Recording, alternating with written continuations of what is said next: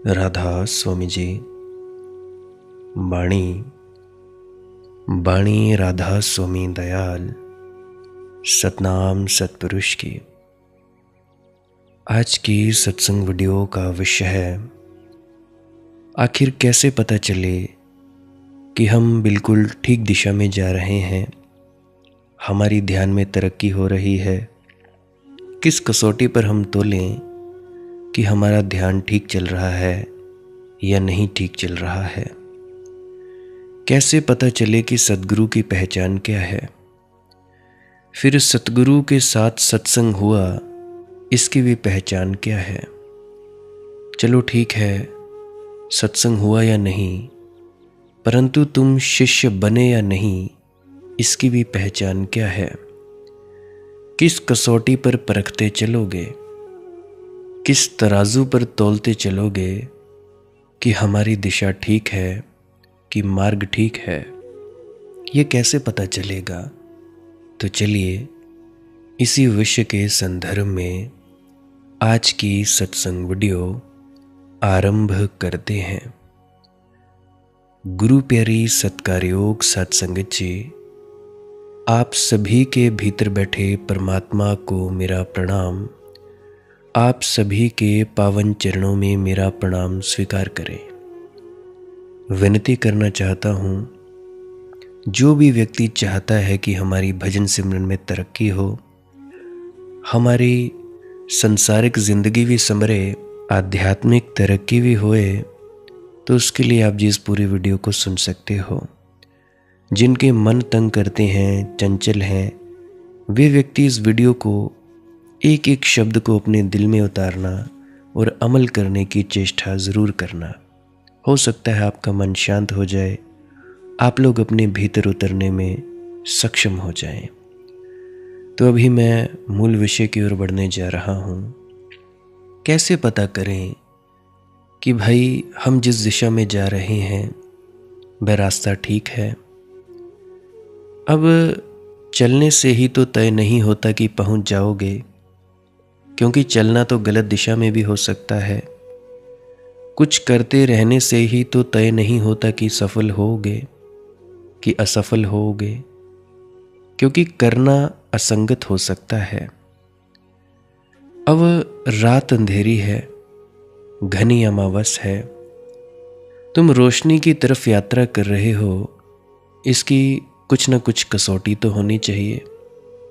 कहीं ऐसा तो नहीं है और अंधेरी रात में प्रवेश करते जाओ, सूरज ना भी दिखाई पड़े लेकिन पूर्व की तरफ चल रही हो, इतना तो पक्का हो। सूरज आज नहीं कल दिखाई पड़ेगा, लेकिन यात्रा रोशनी की तरफ हो रही हो, आंखें पूर्व की तरफ लगी हैं, इतना तो हमें साफ होना ही चाहिए। पर पूर्व की तरफ चल रहे हैं अंधेरे में सही, तुम अगर पश्चिम की तरफ चलते रहो तेजी से भी, तो भी सूरज के पास न पहुंच पाओगे। सूरज से दूर निकलते जाते हो और पूर्व की तरफ तुम धीमे धीमे भी चलो, अगर पूर्व की तरफ मुंह उठाकर खड़े भी रहो तो सूरज खुद आ जाएगा। तो दिशा ठीक है या नहीं, यह अत्यंत अनिवार्य बात है। तुम किस दिशा में जा रहे हो, इसके बारे में तुम लोगों को पता ज़रूरी होना चाहिए। तुम एक बगीचे की तरफ चलते हो, अभी बगीचे के हरे वृक्ष, अभी बगीचे की हरी झाड़ियाँ दिखाई नहीं पड़ती। तुम अभी दूर हो, लेकिन फिर भी कुछ प्रतीक, कुछ लक्षण मिलने शुरू हो जाते हैं।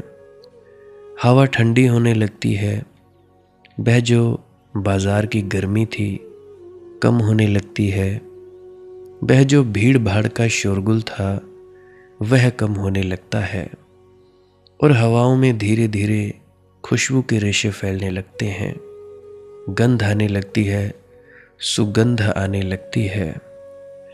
थोड़ी थोड़ी गंध कभी कभी आ जाती है, फूलों की सुगंध, बगीचे की ठंडक हवा में तुम्हें खबर देने लगती है कि तुम ठीक दिशा में हो। बाग बगीचा अभी दिखाई नहीं पड़ता, लेकिन तुम खुशी से भर सकते हो कि मार्ग ठीक है, तो पहुंच ही जाओगे, पहुंच ही रहे हो। एक एक कदम तुम बढ़ रहे हो, एक एक कदम मंजिल तुम्हारी तरफ बढ़ी आ रही है। तो जैसे जैसे करीब पहुंचोगे वैसी वैसी हवा और भी शीतल हो जाएगी और भी सुवासित हो जाएगी। जैसे जैसे करीब पहुंचोगे मनुष्यों की आवाज़ और शोरगुल और बाजार का गोरख धंधा शांत होने लगेगा। पक्षियों की किलकिलाहट, झरनों का कलरव उसकी जगह लेने लगेगा। ये लक्षण होंगे। अभी शायद बगीचा दिखाई भी ना पड़ा हो, लेकिन तुम आनंदित हो सकते हो कि देर अवेर पहुंच ही जाओगे। तो आज हम संत दरिया जी की वाणी के माध्यम से थोड़ा इसको विस्तार से और समझने की चेष्टा करेंगे। संत दरिया जी की वाणी तुम्हारे बड़े काम की है जो मैं आज लेने वाला हूँ, क्योंकि जीवन में ऐसा रोज़ देखा जाता है। बहुत लोग मेहनत करते हैं, फल तो बहुत कम लोगों को मिलता है। अब तुम लोग ही खुद को देखो, किसी को 15 साल हो गए, किसी को 8 साल हो गए, किसी को 20 साल, 25 साल, 30, 35, 40। मेहनत बहुत करते हैं, फल तो बहुत कम लोगों को मिलता है। और ऐसा नहीं कि कईयों को मिला हो, बहुत ही बिरलों को मिला है। ऐसा नहीं कि प्रार्थना लोग नहीं करते, लेकिन प्रार्थना परमात्मा तक पहुँचे तब ना। अक्सर तो तुम प्रार्थना करते वक्त ही कुछ ऐसी बाधाएं खड़ी कर देते हो कि प्रार्थना पहुंच ही नहीं सकती। तुम्हारी प्रार्थना में ही बुनियादी चूक है। प्रार्थना में तुम्हारी मांग खड़ी है। प्रार्थना करते ही हो मांगने के लिए, भिख मंगे की तरह प्रार्थना करते हो, तो ये प्रार्थना परमात्मा तक नहीं पहुंचेगी। परमात्मा तक तो उनकी आवाज़ पहुंचती है जिनके भीतर का सम्राट पुकारता है, भिखमंगा नहीं। भिखमंगों का कहीं समादर नहीं है। परमात्मा की दृष्टि में तो बिल्कुल नहीं। कैसे हो? क्योंकि उसने तुम्हें सम्राट होने को भेजा है। उससे कम अगर तुम हो तो तुमने परमात्मा को धोखा दिया। उससे कम अगर तुम हो तो तुमने अपना दायित्व न निभाया। उससे कम अगर तुम हो तो तुम भटके हो। बहुत से लोग हैं जो मुझे कहते हैं, बेटा प्रार्थना कर दो हमारे लिए, भाई हमारे लिए प्रार्थना कर दो। ठीक प्रार्थना हो जाती है, ये भी पता लगता है कि फल मिल गया है। उनमें से ही कुछ लोग मुझसे पूछते हैं कि मनदीप भाई, तुम्हारा घर नहीं है, तुम किराए के मकान पर हो, तुम्हारे पास अभाव है, पैसे का भी अभाव है और भी चीज़ों का अभाव है, तुम हमारे लिए मांग लेते हो, प्रार्थना पूरी होती है, तुम अपने लिए क्यों नहीं मांगते? देखो भाई, मैं अपने लिए इसीलिए नहीं मांगता क्योंकि मैं खुद सम्राट हूँ। मैं शहंशाहों का शहंशाह हूँ। जब है ही सब कुछ मेरा, सारी चीज़ें ही मेरी हैं, तो मज़ा क्यों ना लिया जाए? हर चीज़ का मज़ा लिया जाए। मैं पहले से ही सम्राट हूँ, तो और क्या मांगूँ? क्या मांगूँ मैं अपने लिए?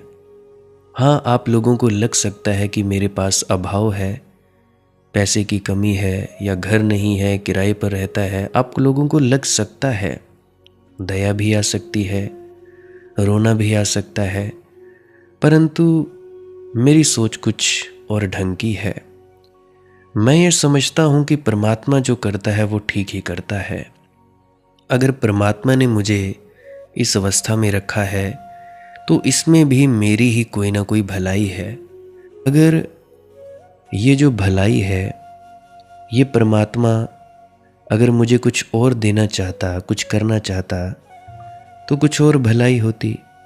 मुझे उसकी रज़ा और भाने में रहना आता है। अब ये जो कुछ भी होता है हमारी ज़िंदगी में, ये हमारे भले के कारण ही होता है। कोई भी घटना घट गई, कुछ भी हो गया, कोई भी हो गई, ये सब हमारे भले के लिए ही होता है। याद रखना मेरी एक बात, जो कुछ भी होता है वो अच्छे के लिए होता है। जो कुछ हुआ है वो अच्छा हुआ है, जो कुछ होगा वो अच्छा ही होगा। परमात्मा की सृष्टि में कुछ बुरा नहीं होगा। अगर परमात्मा ने जहर भी बनाया है तो उसका भी कोई ना कोई लाभ है, कोई ना कोई लाभ ही होगा। अभी जैसे जहर का प्रयोग हम, अब किसी को सांप ने काट लिया, एंटी वेनम डालते हैं, जहर से जहर को काटा जाता है। हालांकि मुझे पूरी प्रक्रिया नहीं पता साइंटिफिक भाषा में, परंतु एंटी वेनम जिस सांप ने काटा होता है उसी के लिए एक दवाई तैयार की जाती है जिसको एंटी वेनम कहा जाता है। तो उससे वो जहर उतर जाता है, उतरना क्या, वो कट जाता है। तो कहने का मतलब जो होता है वो ठीक ही होता है। और मेरी ज़िंदगी में कोई अभाव नहीं है, मैं शहंशाह हूँ, सम्राट हूँ। इसीलिए तो प्रार्थना पूरी होती है, क्योंकि तुम लोग भिखमंगों की तरह प्रार्थना करते हो तो प्रार्थना चूक जाती है। अपने लिए क्या ही मांगू, मुझे कुछ लगता ही नहीं कि मेरी ज़िंदगी में कोई अभाव है, सब कुछ है। खाने को रोटी मिलती है, हालांकि मैं ज़्यादा खाता नहीं। पहनने को कपड़े मिलते हैं, वैसे मैं ज़्यादातर कच्छे बनियान में ही रहता हूँ। कच्छे बनियान सस्ते आते हैं, ज़्यादा महंगे भी नहीं आते हैं। आज भी मेरे पास एक शर्ट होगी जो मेरे पास 8वीं की है, वो भी पहन लेता हूँ। कुछ मेरे कपड़े हैं जो 5-5, 6-6 साल पुराने हैं, ऐसे हैं जैसे अभी बाज़ार से निकाल कर लाया हूँ, खरीद कर लाया हूँ। जब भी अलमारी से निकलते हैं वही 2 कपड़े पहनता हूँ, ज़्यादा कपड़े पहनता नहीं। तो मेरी ज़िंदगी में कोई अभाव नहीं है।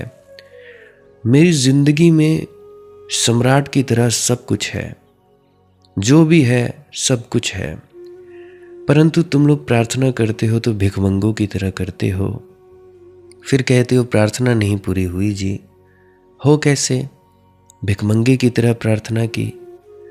प्रार्थना में मांग आई कि प्रार्थना मर गई, मांग ही रह गई। मांग कोई प्रार्थना थोड़ी ही है।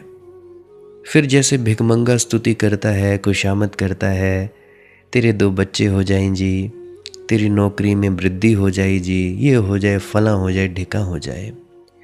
ऐसे ही तुम अपनी मांग को पूरा कराने के लिए स्तुति करते हो। वो जैसे एक प्रार्थना है, ओम जय जगदीश हरे, स्वामी जय जगदीश हरे, ऐसे कोई प्रार्थना है, उसके वचन है। उसमें देखना मांगना ही मांगना है। जो कोई इस आरती को गावे, कष्ट हरो प्रभु मेरे, ओम जय जगदीश हरे। ऐसे तुम्हारी प्रार्थनाएं हैं, स्तुति करते हो सामने वाले की, चाहे परमात्मा की करो चाहे किसी की करो, है तो उसमें मांग। और ध्यान रखना, जिसकी भी स्तुति करते हो किसी हेतु से, किसी कारण से शलाघा करते हो, वह प्रार्थना नहीं बन सकती। परमात्मा खुशामद पसंद नहीं है। अगर परमात्मा भी खुशामद पसंद हो तो फिर तो इस जगत में प्रेम संभव ही न रह जाएगा, फिर तो प्रेम असंभव हो जाएगा। फिर तो प्रार्थना किस द्वार पर करोगे? फिर तो सभी जगह खुशामद पसंद लोग बैठे हैं। परमात्मा के साथ तो खुशामद मत करो। अब खुशामद का क्या मतलब है? खुशामद का मतलब होता है परमात्मा को खूब बढ़ाकर बताओ, फुलाओ, मक्खन लगाओ, जैसे भांड होते हैं। तुम जैसे ये सोच रहे हो कि परमात्मा आदमियों जैसा आदमी है, फिर तुम उसके अहंकार को फुसला लोगे कि तुम उसके अहंकार को फुसलाकर उसको अपनी मांगों पूरी कराने के लिए राजी हो जाओगे। तुम्हारी चेष्टा से ही गलत हो गई बात। प्रार्थना शुरू ही ना हुई और मर गई, गर्भपात हो गया। देखो, प्रार्थना बहुत लोग करते हैं, किसी एक आध की हो पाती है। और तपस्या भी लोग नहीं करते, ऐसा भी नहीं है। लोग तपस्या से करते हैं परंतु अहंकार उठता है उनमें। मैं तपस्वी, मैं भजन सिमरन करने वाला, मैं त्यागी हूँ, मैं ये हूँ, मैं वो हूँ। ये मैं अहंकार तुम्हारी गर्दन में फांसी की तरह है। इस मैं के कारण ही तुम हो नहीं पाते।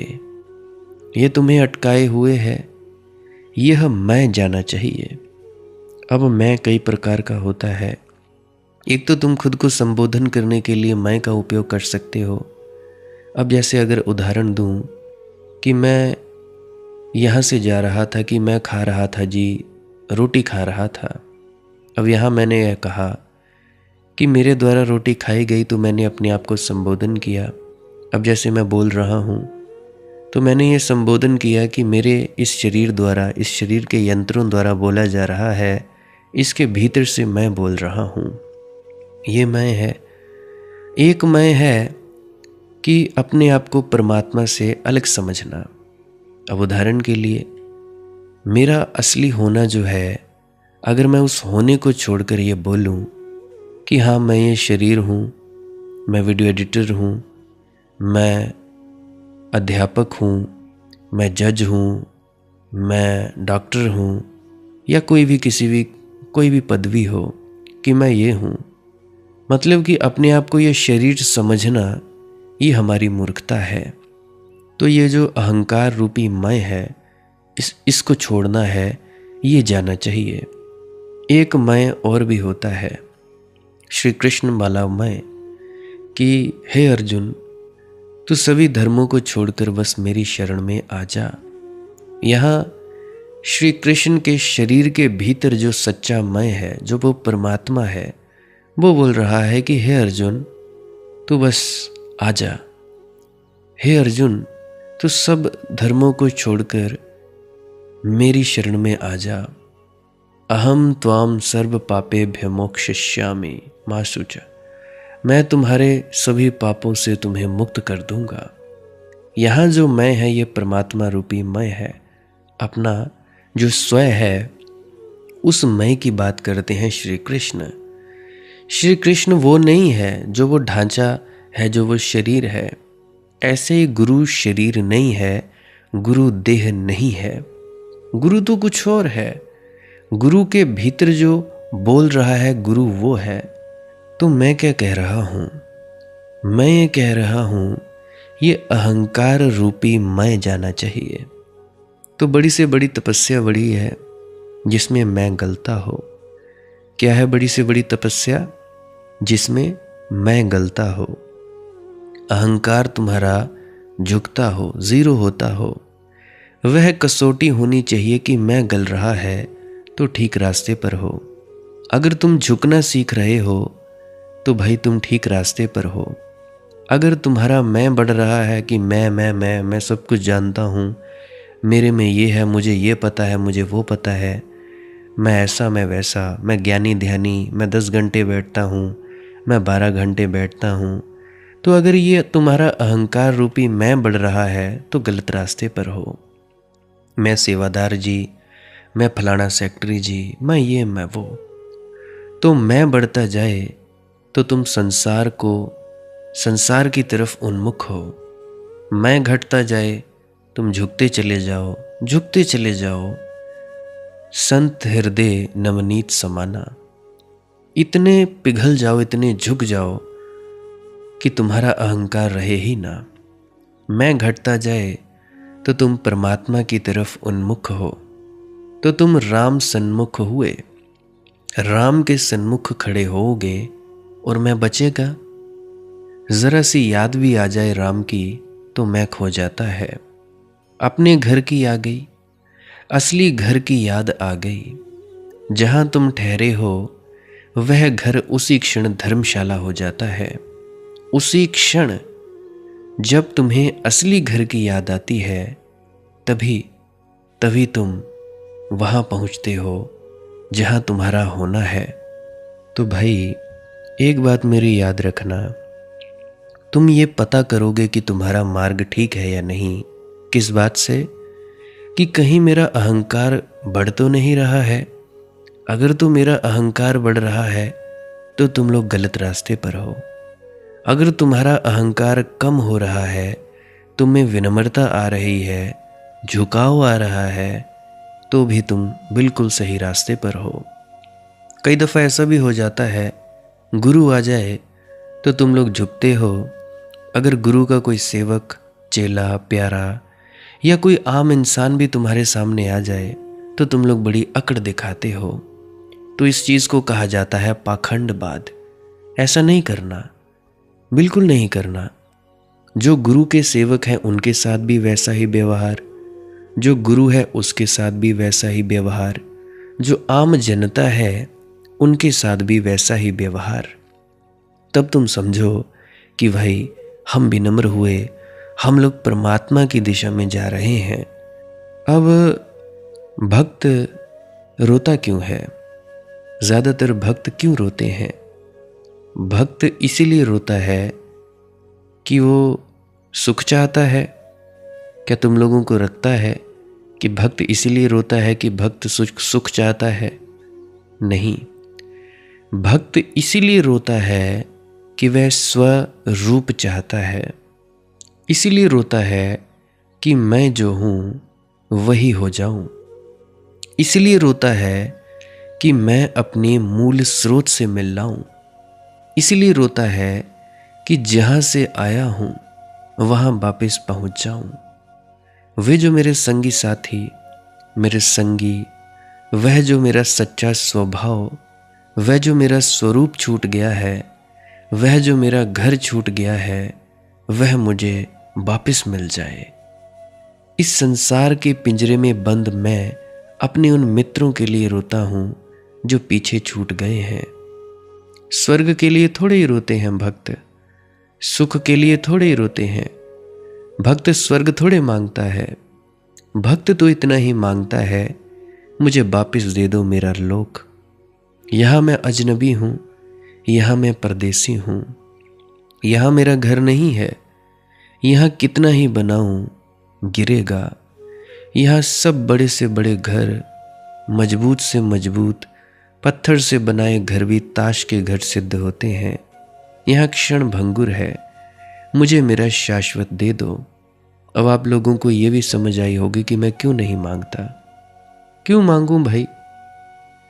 आदमी का मन ऐसा है कि तुम भगवान में थे जरूर, तुम भगवान से दूर होने के लिए तड़फे होगे, नहीं तो दूर कैसे हो जाते। चमन में था तो कफस के लिए तड़फता था, कफस मैं हूं तो मैं बेताब मैं चमन के लिए। आदमी का मन ऐसा ही है, जहां हो वहीं का नहीं हो पाता। चमन में था तब चमन का ना हो पाया, तो कफस का हो कैसे सकता है। स्वतंत्र था तब स्वतंत्रता का ना हो पाया, और हजार ढंग से जंजीरें बना ली, अपनी जंजीरें खुद ढाल ली। जब स्वतंत्रता का भी ना हो सका, तो इस जेल खाने का कैसे हो सकता है। जब तुम परमात्मा के भी ना हो सके और वहां से भी हट आए, तो संसार के तो हो कैसे सकोगे। लेकिन परमात्मा को खोना पड़ता है, पाने के पहले खोना पड़ता है, कोई और उपाय नहीं है। जब तक तुम खो ना, तब तक उसका मूल्य ही नहीं पता चलता। मछली जब तक सागर में होती है, तब तक सागर का पता ही नहीं चलता। एक बार मछली को सागर के तट पर जाना ही होता है, तड़फना ही होता है पानी के बाहर, तभी उसे समझ आती है, तभी बोध आता है, तभी सागर की स्मृति आती है और सागर के प्रति कृतज्ञता का भाव आता है। फिर जब लौटकर वह सागर में गिरती है, तो जानती है यह सागर है, ये मेरा घर। ये तुम्हें बेबूझ लगेगा, लेकिन अपना घर पाने के लिए खोना पड़ता है। स्वयं को पाने के लिए स्वयं को खोना पड़ता है। संसार का कुछ और अर्थ नहीं है। संसार का इतना ही अर्थ है, मछली सार में रहते रहते सागर कौन पहचान पाई, तट पर तड़फ रही है। यही होता है। रही है वक्फ मेरी जान गमो मिहन के लिए, हम ना मालूम किन किन अनजान रास्तों से दुख दर्द को खोजते रहे।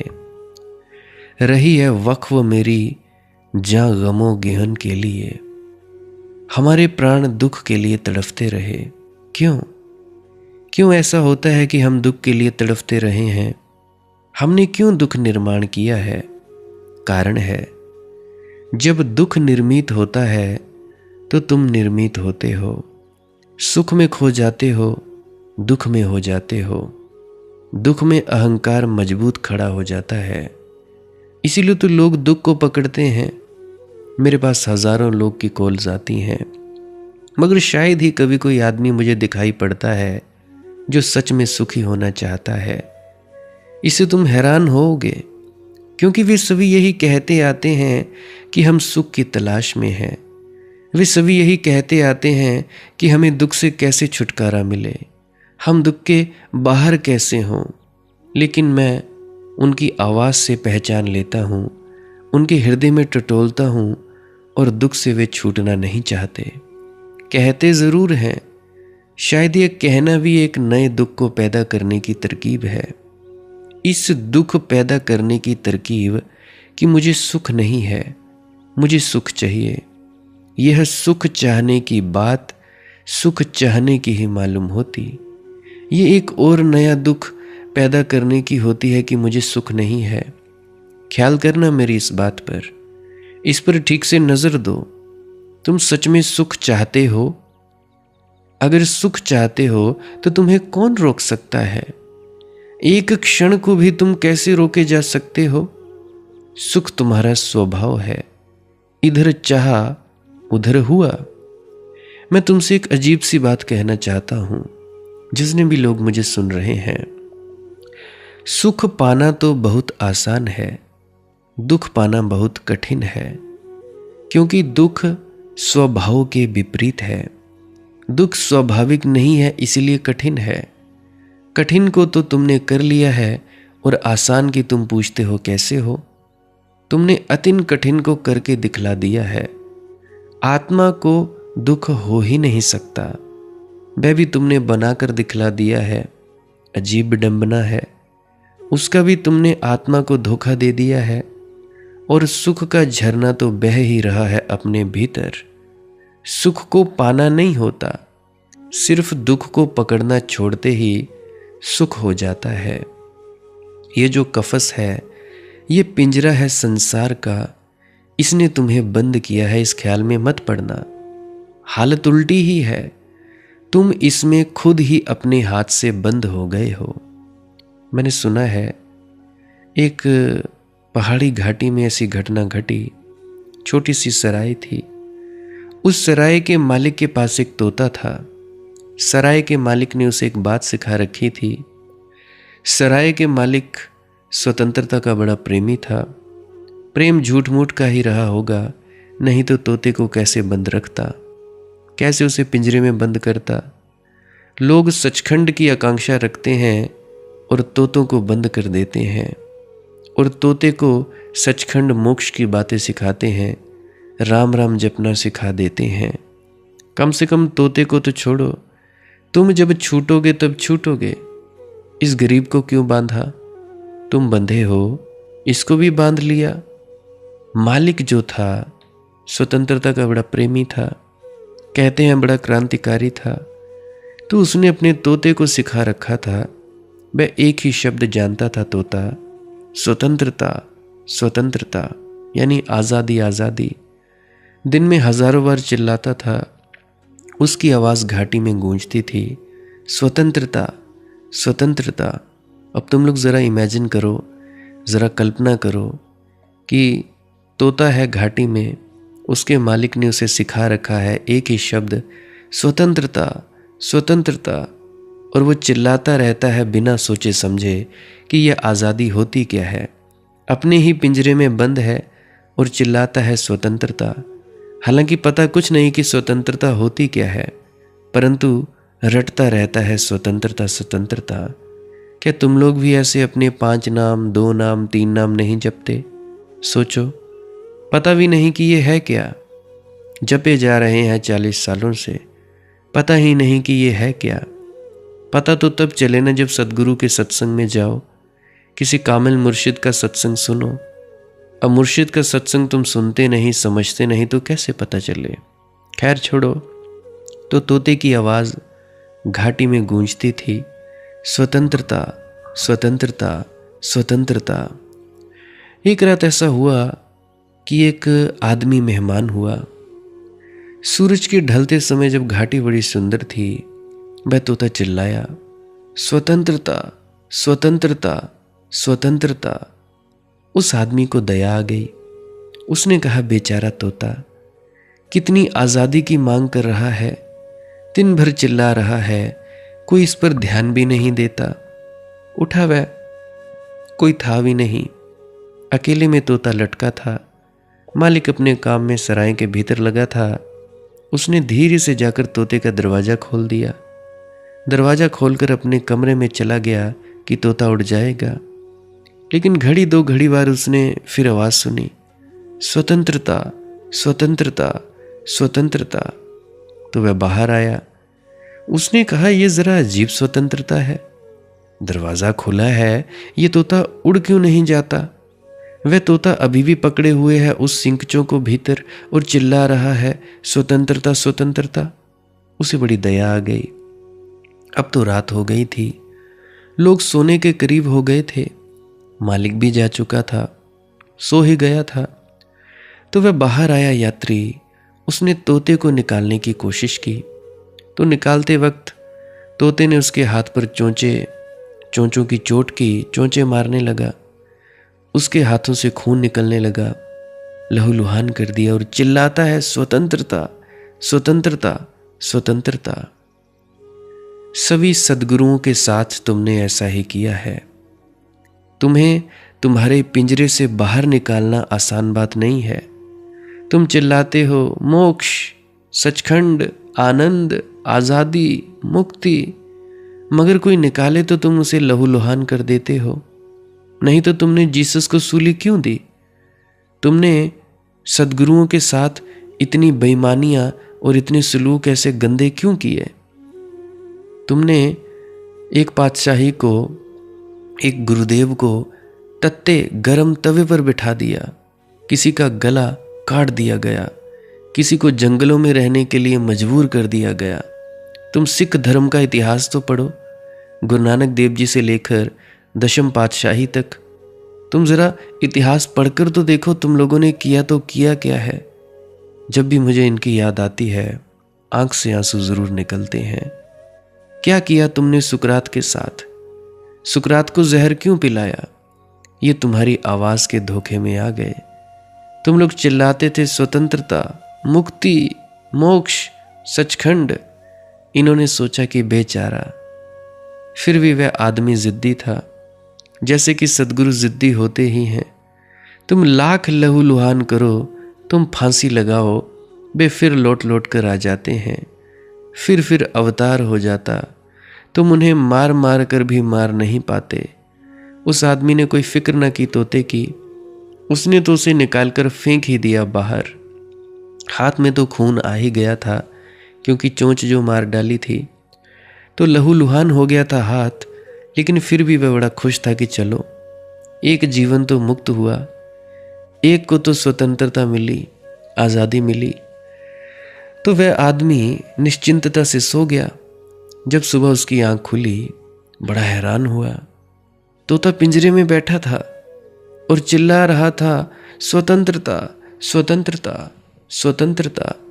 और अभी पिंजरा खुला ही पड़ा था, क्योंकि रात से किसी ने उसे बंद नहीं किया था। ऐसी दशा है आदमी की। तुम लोग कहते हो सुख, तुम कहते हो स्वतंत्रता, आज़ादी, मोक्ष, सचखंड।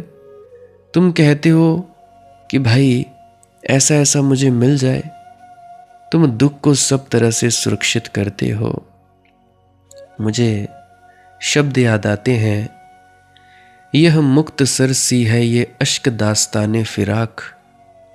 यह मुक्त सर सी है ये अश्क दास्ताने फिराक।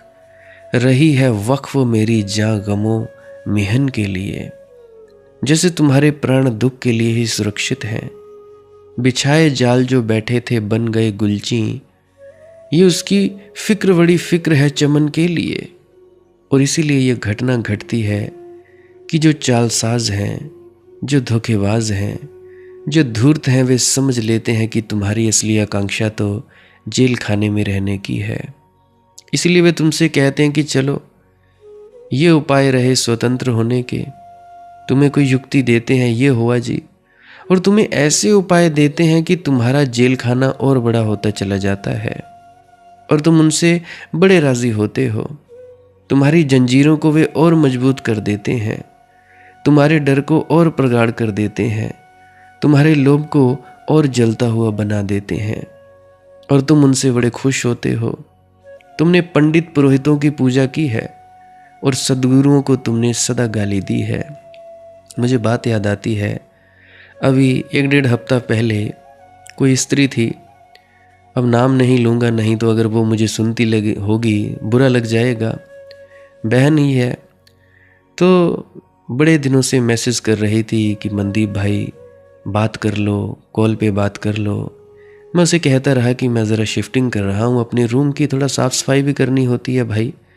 अब नए घर में जहाँ भी रूम रेंट पे किराए पे जाना होता है तो पहले घर की सफाई होती है। अब सफाई होती है तो जो चीज़ें इकट्ठी होती हैं उनको धोना होता है, धूल जमी होती है, क्योंकि 2 साल से हम कहीं गए नहीं, तो धूल जमी होती है तो बड़ा कुछ होता है, बड़ी तैयारियां करनी पड़ती हैं। अगर तुम में से भी कोई किराए के मकानों में रहा हो तो तुम लोगों को पता होगा। मैं उससे कहा करता कि देख बहन, मेरे पास अभी वक्त नहीं है तो मैं अभी बात नहीं कर सकता। तो फिर वो कहती चलो ठीक है जी। ऐसे ही 4-5-6 दिन उसे हो गए बोलते बोलते, मैसेजेस पे मैसेजेस। तो मैंने एक दिन कह दिया कि चलो ठीक है, ऐसा करना, कल मुझे 2 बजे के बाद कॉल करना। उसने मुझे कॉल किया, तो उसने मुझे कॉल किया और बताया कि मेरा जो पति है वो ऐसा है वैसा है। मैंने बोला चलो ठीक है, देखेंगे। मैंने उसको कहा कि तू ऐसा ऐसा कर। मैंने कहा कि अभी किताब ले, कॉपी ले, पेन ले, उस पर लिख डाल जो मैं कहता हूँ। कहती जी नहीं नहीं, मैं रिकॉर्डिंग कर रही हूँ, मैं कर लूँगी। चलो ठीक है जी, मैंने बोला जैसी तुम्हारी मौज। फिर उसके बाद क्या हुआ जी, उसने अपने पति से बात करवाई। अब पति से बात करवाई, जो जो उसकी समस्याएं थी मैंने सुनी, दोनों की समस्याएं सुनी। अब बात ये हो रही थी, पति से बात करवाई, पति मेरी बात पूरी सुन रहा था, अमल में ला रहा था।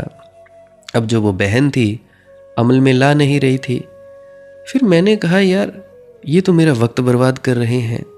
मैंने उसे 3-4 बार वार्निंग दी कि अगर तुम लोग मेरे कहे अनुसार नहीं करोगे तो भाई मैं ब्लॉक कर दूंगा। तुम सत्संग सुन सकते हो परंतु कांटेक्ट नहीं रहेगा, क्योंकि मैं फालतू में वक्त बर्बाद क्यों करूं तुम लोगों के लिए जब तुम हुक्म ही नहीं मान रहे हो। तुम लोग चिल्लाए जा रहे हो हम प्यासे हैं, हम प्यासे हैं, हम प्यासे हैं, गला सूखा है और मैं पानी दे रहा हूँ, तुम लोग पानी पियो नहीं, तो ये तो वक्त की बर्बादी हुई। वक्त की बर्बादी हुई कि नहीं हुई? तो जो सच में प्यासा है, जो पीना भी चाहता है, उसको पिलाया जाए, तो फालतू में वक्त क्यों बर्बाद करना है। तो अब भाई जो वो व्यक्ति है, जो उसका पति है, वो मेरी बात मान रहा है, उसको शांति भी मिल रही है, आनंद भी मिल रहा है। हाँ अभी धीरे धीरे ठीक होती हैं परिस्थितियाँ, एकदम से तो नहीं होती जैसा कि कोई खराब होती हैं। तो अब वो कहता है कि जी मुझे परमार्थ ही चाहिए। तो उसकी पत्नी को बड़ी चिंता लग पड़ी जी कि तो फिर मेरा क्या होगा जी, परिवार का क्या होगा जी, ये क्या होगा जी, वो क्या होगा जी। वैसे नामदानी सज्जन है 8 सालों से, पता नहीं 7-8 साल ऐसे कुछ कहा उसने मुझे। मैंने पूछा कितने सालों से? नामदान 8 सालों से। उस मूर्ख को ये नहीं पता चला कि भाई जिसका परमार्थ सवर जाता है उसका स्वार्थ भी सवर जाता है। मैं लाखों उदाहरणें ऐसी दे सकता हूं। जिन व्यक्तियों के अंदर शांति आ जाती है उनके व्यापार में वृद्धि हो जाती है, उनके बिजनेस में, उनके कारोबार में। जो दुकान है तो दुकान की बढ़ोतरी हो जाती है बिजनेस में, और उनका अगर कोई जॉब है, कोई नौकरी करते हैं तो नौकरी में भी बड़ी शांति से वो रहते हैं। मैंने ये देखा है। अब तुम लोग बोलते हो कि मनदीप तू अपने लिए प्रार्थना क्यों नहीं करता। ये भाई संतुष्टि, ये सहन शक्ति, ये तृप्ति परमार्थ की वजह से ही आई है। अगर मेरा परिवार खुश है तो परमार्थ की वजह से ही है। परमार्थ यानी स्वयं को उपलब्ध हो जाना, अपने आप को जान लेना। उसके बाद जो परमात्मा करता है वो ठीक करता है। अब जो मैं बोल रहा हूं वो मैं अपनी मर्जी से थोड़े ना बोल रहा हूं, परंतु उस मूर्ख को ये नहीं पता। पाखंडी लोग 8 सालों में सीखा क्या? मैं देखता हूं तुम लोगों को मुंह पे बाबा जी बाबा जी बाबा जी, और तुम कितने पाखंड करते हो। क्यों बने हुए हो पाखंडी? काहे को भाई? किसी स्त्री ने मुझे कह दिया कि मिश्री खाया करो। मैंने बोला क्यों? कहते बड़े कड़वे बोलते हो। अरे भाई, आंवले की तरह हूँ, शुरू शुरू में कड़वा होता है, बाद में मीठा लगता है। पानी पियोगे, अगर आंवला खा के देखोगे तो तुम्हें पता चल जाएगा। तो उस मूर्ख को ये नहीं पता कि भाई अगर तुम्हारा परमार्थ बन जाए, तुम गुरु के अपने के लड़ लग जाओ, अपने गुरु का कहा मानो, तो तुम्हारी जिंदगी कहाँ से कहाँ होगी। मेरे पास लाखों उदाहरणें हैं स्त्रियों और पुरुषों की जो कहते थे हमारे घर में क्लेश है, ये नहीं होता जी, हमारे घर में अभाव है, पैसा नहीं है, कहाँ नहीं मानते पति, मेरी इज्जत नहीं है। कुछ स्त्रियां कुछ पुरुष थे, सभी की जिंदगी बदली है। परंतु फिर वही बात, पंडितों पुरोहितों की तुम लोगों ने पूजा की है। तुमने उन लोगों की पूजा की है जो तुम्हारी जंजीरें बढ़ा दे, जो तुम्हारे जेल खाने को बढ़ा दे। अब मुझ जैसे लोगों को तो गालियां ही पड़ती हैं। अब पंडितों पुरोहितों का तुम्हारे मन में इतना सम्मान क्यों है? और तुम भी भली भांति जानते हो कि उनके पास कुछ भी नहीं है। अब नहीं जानोगे कैसे कि पंडितों पुरोहितों के पास कुछ भी नहीं है? आंखें तुम्हारे भी पास हैं, इतना तो तुम्हारी बुद्धि है। कितना ही झुठलाओ, तुम्हारे घर जो आदमी सत्यनारायण की कथा करने आ जाता था, उसका सत्यनारायण से मिलन हुआ है? अब ये जो सत्संग करता स्टेज पे बैठकर बोलते हैं, क्या इनका मिलन हो गया राधा स्वामी से? सोचो, हो गया क्या?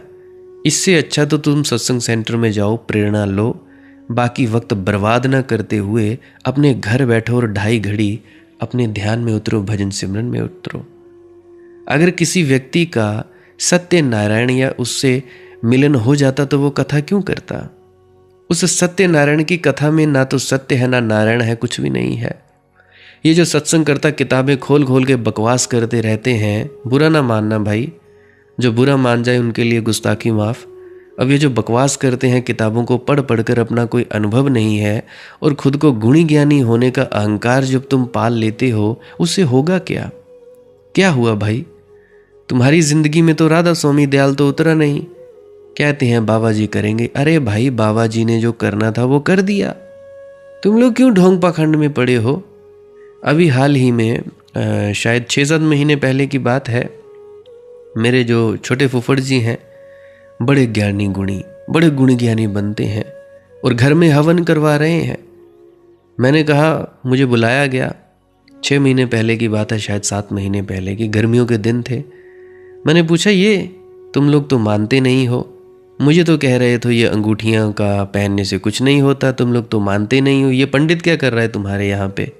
पंडित मेरे मुंह की ओर देखे और पंडित ये भी देखे कि मैंने लाल चंदन का टीका लगाया है माथे के बीच में, कि ये व्यक्ति कैसा व्यक्ति हुआ भाई, आ भी गया और इनको बोल भी रहा है। तो मेरे फुफड़ जी से जवाब नहीं दिया गया। तुम जिससे यज्ञ करवा लेते हो, हवन करवा लेते हो, इससे जीवन में यज्ञ हुआ है? अभी हाल ही में कुछ दिन पहले, कुछ दिन के कुछ महीनों पहले, एक आंटी जी हैं, पता नहीं उनका नाम भूल गया मुझे, कोई आया, जी साधु तुम्हारे घर में ये है वो है, लाख रुपया ले गया। अब लाख रुपए में तुम्हारे घर में जो यज्ञ हुआ, वो यज्ञ किसका हुआ? तुम्हारा हुआ या उसका हुआ? तो भाई जो यज्ञ कर रहा है उसके जीवन में कहीं भी तो अग्नि का रंग नहीं दिखाई पड़ता, कहीं वह क्रांति दिखाई नहीं पड़ती। तो मंदिर मस्जिदों में जिनके द्वारा प्रार्थना में ले जाए जाते हो, तुमने कभी पूछा इनकी प्रार्थना फली है? इनकी प्रार्थना हुई है? इन्होंने कभी प्रार्थना की है? तुम्हारा मौलवी की, तुम्हारा पंडित की, तुम्हारा पुरोहित नौकर चाकर हैं तुम्हारे। परमात्मा से उन्हें कुछ भी नहीं लेना देना नहीं है, उन्हें सिर्फ बिजनेस करना है। हमारे यहाँ पे चिंतापूर्णी माता जी हैं, वहाँ पे बड़ा मंदिर है, भव्य मंदिर है। तो वहाँ नीचे से लेकर ऊपर तक चले जाओ, दुकानें ही दुकानें, ये ले जाओ जी 500 में प्रसाद ले आओ जी, चुन्नी ले जाओ जी, चढ़ा लो। उनको तो बिजनेस से लेना देना है भाई, उनको चिंतापूर्णी माता से थोड़ी ना लेना देना है। यही हाल बाबा बालकनाथ का है। हमारे यहाँ बाबा बालकनाथ बहुत लोग जाते हैं, हिमाचल में, पंजाब से भी आते हैं, हमारे यहाँ मुझे, हाँ, शाहतलाई जगह है, दियोट सिद्ध भी कहा जाता है शायद उस जगह को। तो बहुत लोग जाते हैं नीचे से ऊपर तक, जहाँ पे उनका जो मेन मंदिर टाइप है वहाँ तक दुकानें ही दुकानें, प्रसाद की दुकानें ही दुकानें। अरे बाबा, एक दुकान हो तो ठीक, मतलब कि बिजनेस ही बना लिया। ये सब तुम्हारे नौकर चाकर हैं, इनको अपने बिजनेस से मतलब है, परमात्मा से कुछ लेना देना नहीं है। तुम अपनी श्रद्धा लेकर आते हो, ये तुम्हारी श्रद्धाओं को कैसे खंडित करते हैं, कैसे तोड़ देते हैं। मेरी बातों का तो तुम लोगों को बुरा लगता है। अभी एक आज से 3-4 साल पहले की बात है, मैं बस में बैठा हुआ था, तब मेरी शादी नहीं हुई थी, शायद कोरोना की बात है, कोरोना के कुछ समय बाद की बात है। मैं आ रहा हूँ होशियारपुर से, क्योंकि मैं डेरा व्यास से आ रहा था। बस पकड़ी मैंने होशियारपुर से, मेरे साथ एक सिख भाई बैठ गया। मैंने बोला ठीक है महात्मा जी बैठो। बैठ गया जी, पगड़ी सुंदर लगाई हुई, दाढ़ी बिल्कुल सफ़ेद, बड़ा आनंद आ रहा था उसे देखकर। थोड़ी देर बातचीत होती रही, क्योंकि लोग अक्सर ही मुझसे अपनी बातें शेयर करने लग जाते हैं। अच्छा ऐसा है, मैं पूछता भी नहीं, फिर भी बताते हैं, पर मैं सुन लेता हूँ। मैंने बोला अच्छा महात्मा जी बोलो। बोलो प्रभु, तुम कहाँ जा रहे हो? कहता जी मैं पीर निगाह जा रहा हूँ। मैंने कहा अच्छा, हमारे यहाँ जगह है पीर निगाह, मतलब कि एक दरगाह टाइप है, एक मतलब कि मंदिर ही कह सकते हो, जो दरगाह टाइप है, पीर निगाह कहा जाता है। वहाँ पे बहुत से लोग जाते हैं जो पीरों को मानते हैं, उनकी अपनी श्रद्धा है, तो वहाँ पे जाते हैं। मैंने कहा क्या गुरु नानक की कोई भूल चूक हो गई थी कि तुम वहाँ पे जा रहे हो? कहता जी वहाँ पे मन्नत मांगी है। तो मैंने कहा क्या गुरु नानक ने जो कहा है, क्या उसके कहे अनुसार चलते तो तुम्हारा का कुछ पूरा नहीं होता? तुम्हें वहाँ जाने की क्या ज़रूरत पड़ गई? मैं ऐसा नहीं कहता कि तुम्हें नहीं जाना चाहिए। वो बता रहा था कि मैं जी हर साल जाता ही जाता हूँ और ऐसी ऐसी बात है। फिर वो कहने लगा कि जी मुझे कहते हैं कि जी तू बहुत सुंदर पाठ करता है। मैंने कहा अच्छा, तू पाठ करता है, श्री गुरु ग्रंथ साहिब जी में से तू बोलता है, तो क्या श्री गुरु ग्रंथ साहिब जी में से तुझे कोई तुक ऐसी नहीं मिली जिससे तुम्हारी ज़िंदगी तब्दील हो जाए? या तू पाठ ही पाठ करता रहता है? अरे किसी की तू मान ले, एक का तो हो जा, किसी की तू मान। तू वहाँ भी जा रहा है, वहाँ भी जा रहा है, दौड़ की दौड़। इंसान ऐसा मूर्ख है, दौड़ता ही रहता है, एक जगह कहीं टिक कर नहीं बैठता। तो ये भाई जितने भी पंडित पुरोहित हैं, इनको तुम्हारे से कोई लेना देना नहीं है, ना परमात्मा से कोई लेना देना है, सिर्फ बिजनेस, पैसा। मगर उनसे तुम राजी हो। राजी तुम उनसे इसीलिए हो कि वे तुम्हारे जेल खाने को बढ़ाते हैं, घटाते नहीं। वे तुम्हें छेड़ते नहीं, तुम आज़ादी की बातें करते रहते हो, वे भी तुम्हें आज़ादी की बातें सुनाते रहते हैं। तुम भी अपना जेल खाना बनाते रहते हो, वे भी तुम्हारे जेल खाने में और 4 ईंटें जोड़ते रहते हैं। तो संत दरिया जी की वाणी है, बड़ी अद्भुत वाणी है।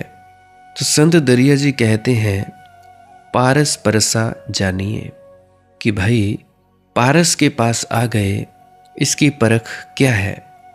जो पलटे अंग अंग, समग्र रूपेण क्रांति घटित हो, स्वतंत्रता तुम्हारे जीवन की चर्या बन जाए। जो पलटे अंग अंग, बुद्धि ही ना पलटे कि खोपड़ी में विचार भर जाए। अंग अंग तुम्हारा समग्र रूप बदल जाए, तुम्हारा आमूल व्यक्तित्व बदल जाए। पैर से लेकर सिर तक, शरीर से लेकर आत्मा तक एक ही धुन बजने लगे, एक ही इकतारा, एक ही गीत उमगे और एक ही नृत्य फैल जाए। तुम प्रभु के रंग में रंग जाओ, आमूल अखंड। परस परसा जानिए।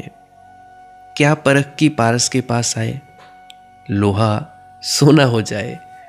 अगर लोहा सोना ना होता तो 2 ही कारण हो सकते हैं, या तो जिसको तुमने पारस समझा वह पारस नहीं है, या तुम पारस से दूर दूर हो, पास नहीं आते। पारस भी हो तो तुम पास नहीं आते। 2 ही कारण हो सकते हैं। तो ये वैसे सदगुरु की बात है, डिटेल में समझाने वाली बात है। शायद 50-51 मिनट हो गए होंगे, तो इसके बारे में मैं कल बातचीत करूँगा कि तुम्हारी जिंदगियां तब्दील क्यों नहीं होती। दो कारण हैं, या तो वो जो सद्गुरु है वो सद्गुरु नहीं है, या तुम सद्गुरु के पास नहीं आते। इसके बारे में मैं विस्तार से कल की वीडियो में बातचीत करूंगा। आज के लिए बस इतना ही। अगर किसी का कोई प्रश्न हो तो कमेंट सेक्शन में लिख सकता है, कोई दुख तकलीफ हो कमेंट सेक्शन में लिख सकता है, जैसी भी हो कैसी भी हो बस अपना दुख शेयर कर दो।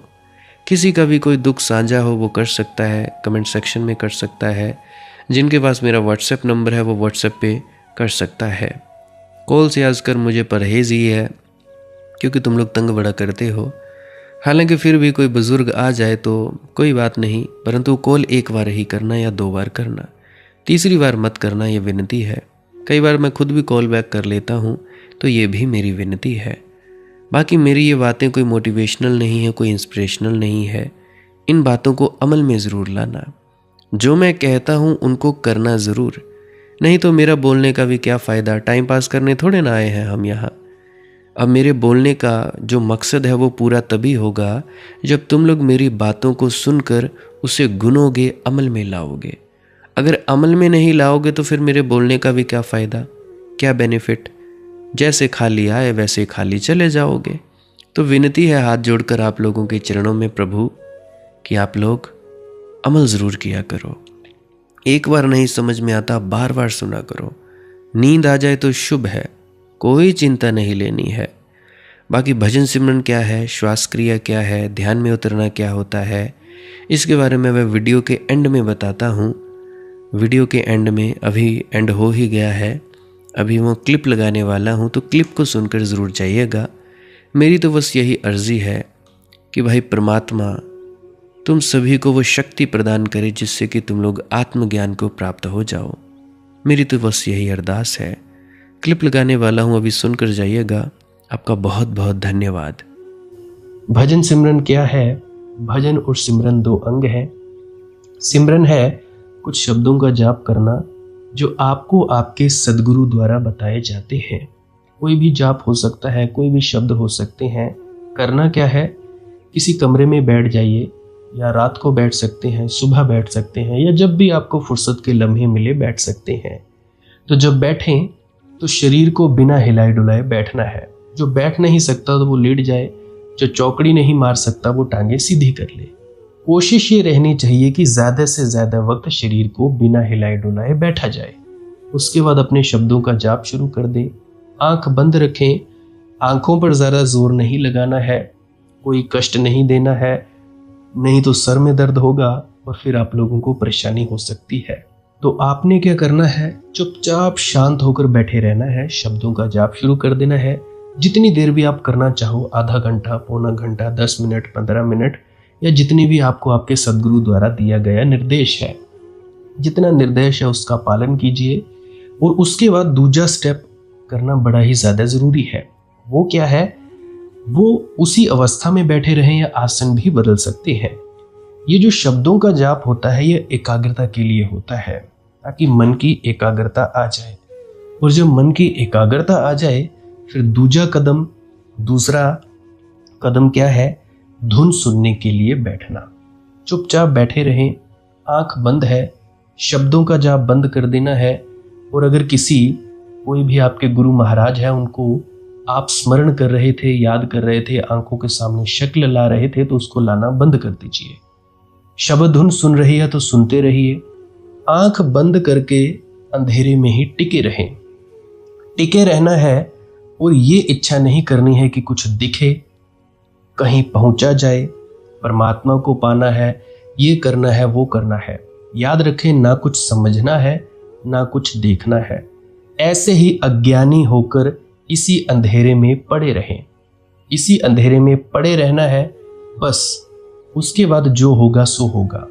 और अगर कोई अनुभव हो भी गया तो इससे ये नहीं कि अगली बार फिर से कामना करनी है कि ये वैसे ही हो। कामना ही सबसे बड़ी अड़चन है, इच्छा ही सबसे बड़ी अड़चन है, किसी चीज की तृष्णा करना ही सबसे बड़ी अड़चन है, मांग ही वासना है।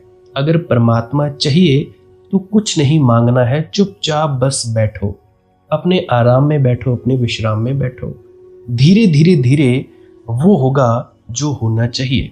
अगर मैं ज़्यादा बोलूँगा तो आप लोग फिर से उसकी कल्पना कर लोगे कि जी ऐसा होता है, खंड ब्रह्मांड ऐसे होते हैं, चांद तारे दिखेंगे, फलाना ढिकाना। तो मैं ऐसा नहीं कहूँगा।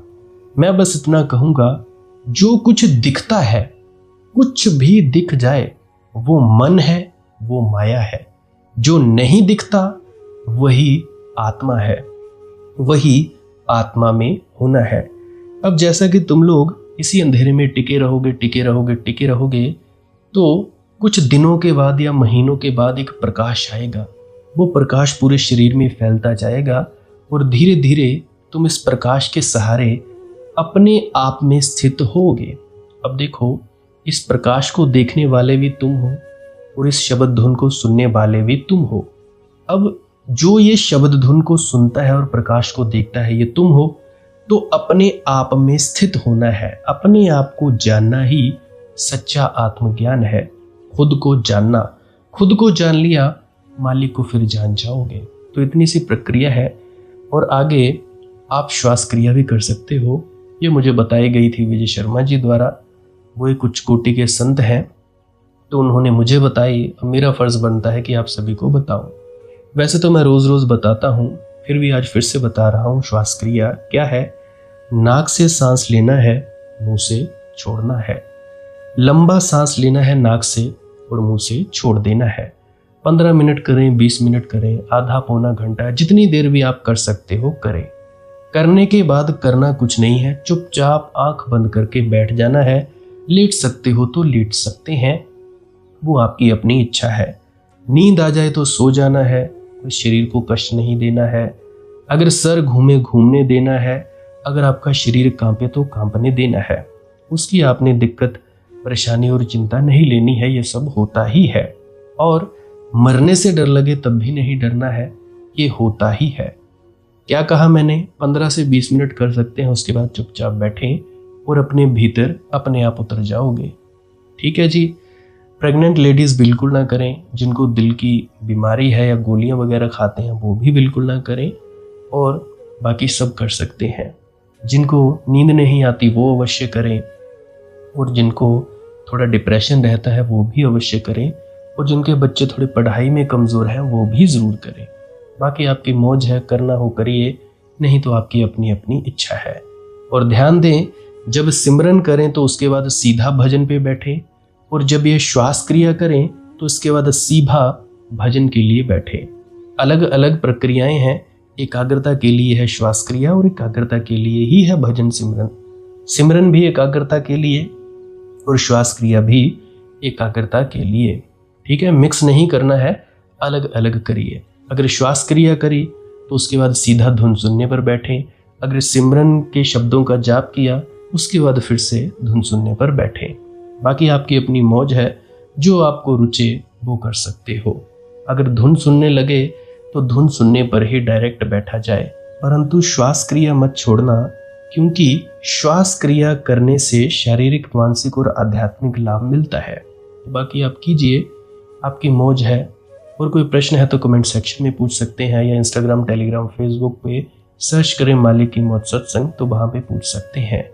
प्रश्न पूछने से पहले एक विनती, आप लोग पुरानी सत्संग वीडियोस को अवश्य सुनिए। क्या पता आपके प्रश्नों के जवाब मिल जाए और आप अपने भीतर ध्यान में उतर जाएं।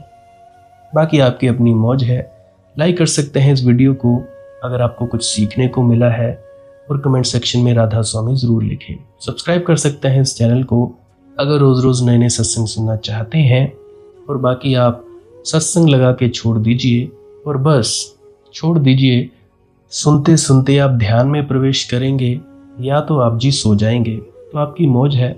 बाकी आप लोग अगर शेयर करना चाहो अपने मित्रों तक तो कर सकते हैं, नहीं तो मालिक की मौज है, कोई चक्कर नहीं है। आप मुझे इतने अंत तक सुनते हो, इतने अंत तक सुनने के लिए आपका बहुत बहुत शुक्रिया, बहुत बहुत धन्यवाद। और मुबारक हो आप लोगों ने जो आनंद प्राप्त किया। अब मैं अपने गुरु महाराज को प्रणाम करता हूँ। आप सभी के भीतर बैठे परमात्मा को भी प्रणाम करता हूँ। मेरा प्रणाम स्वीकार करें। राधा स्वामी जी।